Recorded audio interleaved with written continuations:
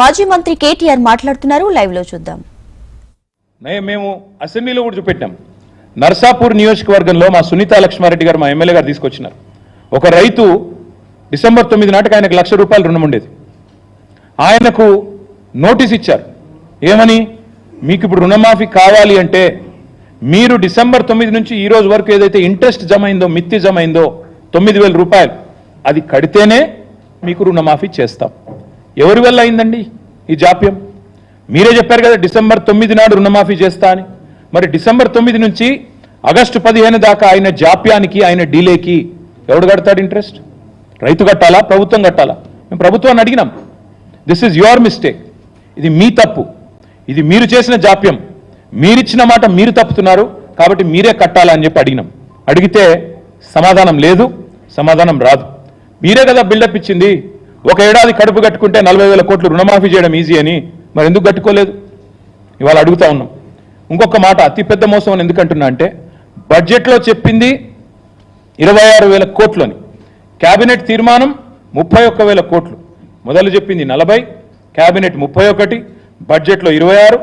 ఆఖరికి నిన్న వైరాలో ఖమ్మంలో ఎక్కడైతే పోజులు కొట్టి ముఖ్యమంత్రి గారు మాట్లాడిన మాటలు అవుతున్నాయో, మొత్తం కలిపి నిన్నటి వరకు జరిగిన రుణమాఫీ ఎంత అంటే కేవలం 17,934 కోట్ల రూపాయలు మాత్రమే. ఎంతమందికి అయింది రుణమాఫీ? 22,37,848 మంది రైతులకు మాత్రమే. మళ్ళొకసారి చెప్తా ఉన్నా, 17,934 crore ఓన్లీ నిన్నటి దాకా జరిగింది. ఎంతమందికి అయింది? 22,37,848 ఫార్మర్స్ మాత్రమే. ఇది చేసి 15 ఆగస్టు లోపల పూర్తి చేస్తామని దేవుళ్ళ మీద ఒట్టు పెట్టి మళ్ళీ చిల్లర మాటలు, చిల్లర కూతలు. ఇందులో కూడా ఎన్ని వస్తాయో, ఎన్ని ఖాతాల్లో పడతాయో, దానికి సంబంధించి ఎన్ని కటింగులు ఉంటాయో ఎవరికి తెలియదు. మేము ఏం చేసామో అది కూడా చెప్పాలి ఒక్క నిమిషం. బీఆర్ఎస్ ప్రభుత్వం ఆనాడు మొదటి దఫా 2014 to 18 మధ్యలో చేసిన రుణమాఫీ ఒకటే టర్ములో మేము చేసింది 35 lakh ఫార్మర్స్కి, 35 లక్షల మంది రైతులకు 17,000 కోట్ల రుణమాఫీ చేశాం. నేను ముఖ్యమంత్రిని అడుగుతా ఉన్నా, మేము మొదటి టర్ములో ₹1,00,000 వరకే రుణమాఫీ చేస్తే 35 లక్షల మంది రైతులకు 17,000 కోట్ల రుణమాఫీ కేవలం ₹1,00,000కి. మరి ఇలా 2 లక్షల రుణమాఫీకి నీ లెక్క ప్రకారం ఎట్లా సేమ్ అమౌంట్ అవుతుంది? ఎట్లా 17,934 కోట్లు మాత్రమే అవుతుంది? చెప్పాలా? రైతులకు సంతృప్తికరంగా వివరణ ఇవ్వాలా? ఈ ఒక్క లెక్క చాలు. కాంగ్రెస్ రుణమాఫీ ఎంత దగానో, ఎంత వంచననో, ఎన్ని రకాల ఆంక్షలు, ఎన్ని రకాల కొర్రీలతో, ఎన్ని రకాల కోతలతో, ఎన్ని లక్షల మంది రైతులను ముంచినో చెప్పడానికి ఇది ఒక్కటి చాలు. ఇంకా నికృష్టం ఏంటంటే, మేమున్నప్పుడు రుణమాఫీ చేశాము, రైతు బంధు కూడా వేసాం. రుణమాఫీ చేసినాము, రైతు బంధు కూడా వేసినాం. మేము మొత్తంగా చేసింది చూస్తే 72,000 కోట్ల రైతు బంధు అకౌంట్లో డిపాజిట్ చేశాం. అట్ ద సేమ్ టైం దాదాపు 30,000 కోట్లు మేము రుణమాఫీ చేశాం. అంటే 1,00,000 కోట్లు రైతులకు రుణమాఫీ రూపంలో, రైతు బంధు రూపంలో ఇచ్చింది బీఆర్ఎస్ ప్రభుత్వం. నువ్వేం చేసినావు? ఈరోజు పేరుకేమో చెప్పేది 17,000 కోట్ల రుణమాఫీ చేసినాను, కానీ వానాకాలానికి ఇవ్వాల్సిన రైతు భరోసా 11,400 కోట్లు అది ఎగ్గొట్టినావు కదా, ఇప్పటివరకు ఇవ్వలేదు కదా. కేసీఆర్ ఉన్నప్పుడు జూలైలో వచ్చేది రైతు బంధు, ఇలా వచ్చిందా? రాష్ట్రంలో రైతులకు తెలవదా? ఇవాళ ఇచ్చే సూచన ఉందా? కనీసం లేదు. మొన్న యాసంగిలో ఎకరానికి 7,500 ఇవ్వలేదు, ఎగ్గొట్టారు. అప్పుడు 5,000 ఇచ్చినారు, అప్పుడు ఒక 4,000 కోట్లు ఎగ్గొట్టారు. ఇప్పుడు మళ్ళీ రైతు భరోసా కింద ఓవరాల్గా ఇవ్వాల్సిన 15,000 కోట్లలో మీరు ఓవరాల్గా చూస్తే ఆ 15,000 ఇవ్వలేదు, ఇప్పుడు 17,000 ఇచ్చి పోజు కొడతా ఉన్నారు. అందుకే అంటున్నా, ఇది దగా, మోసం. రైతులను నమ్మించి గొంతు కోసి, తడిగుడ్డతో గొంతు కోసిన వాడు రేవంత్ రెడ్డి, కాంగ్రెస్ పార్టీ.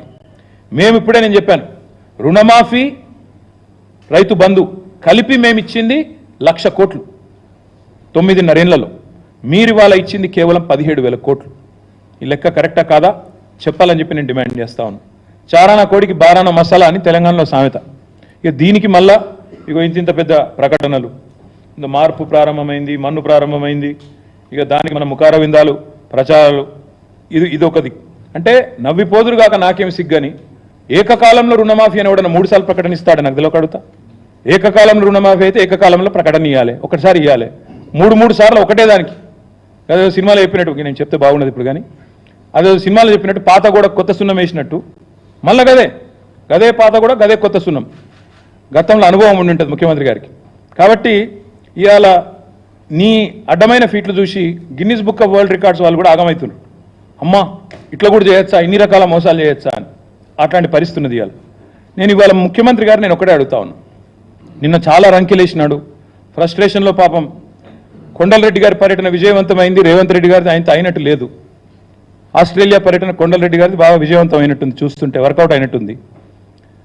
మరి రేవంత్ రెడ్డి గారిది ఆ స్థాయిలో అయినట్టు లేదు, కాబట్టి ఫ్రస్ట్రేషన్ బాగా పెరిగినట్టుంది. ఆయన యాబ్సెన్స్లో ఇక్కడ తిరుపతి రెడ్డి గారు బాగా ప్రచారం జరిగింది.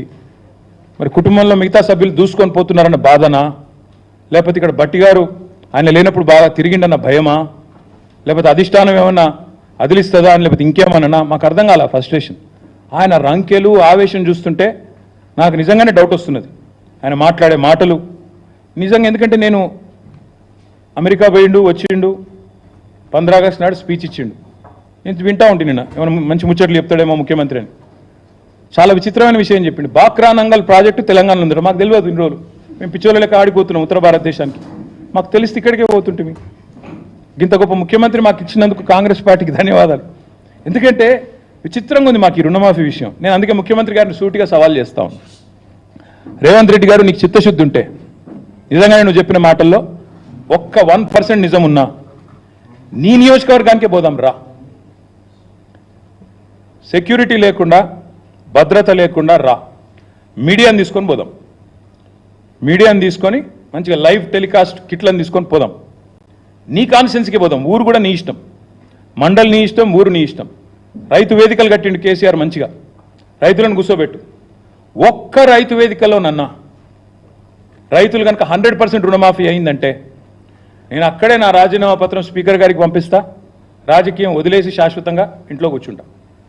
ఒక్క ఊర్లో, ఏదన్నా ఒక్క ఊర్లో చెప్పిస్తావా? నువ్వు చెప్పిన దానిలో వాస్తవం ఉందా? నువ్వు చెప్పిన లెక్క ప్రకారం రైతులు రుణమాఫీ జరిగిన విషయం వాస్తవమే అయితే కొడంగల్లో ఏ ఊరో నువ్వే డిసైడ్ చేయి, పోదాం. కేవలం కొడంగలే కాదు, మేము వదిలిపెడతా అనుకుంటున్నామేమో. మా నాయకులందరికీ నేను ఈరోజు పిలిపిస్తా ఉన్నా ఈ పత్రికా సమావేశం ద్వారా. రాష్ట్ర